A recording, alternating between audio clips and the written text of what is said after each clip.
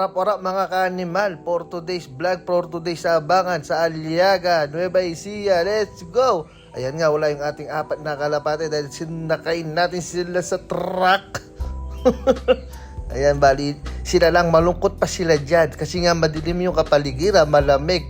Masarap niyan, may kakawol ka sa kama. Tsaka yung kalabaka, ayan, ang puputi. Tapos nga yun, no, sa kakantay ko, may bumulusok galing sa kalawakan ng daigdigan, pagsambayanan. Boom! As usual, una pa rin si Indigo. Siya ang number 1 natin sa ating globe, si Indigo. Lagi siyang nangunguna. Iniwan niya pati pamilya. Ang pangalawa pala yung kanyang asawa. Ayan, mukhang madumi. Mukhang nasabak siya sa malalakas na hangin at ulan. Ayan pala si Leo Hermans, pangatlong dumating.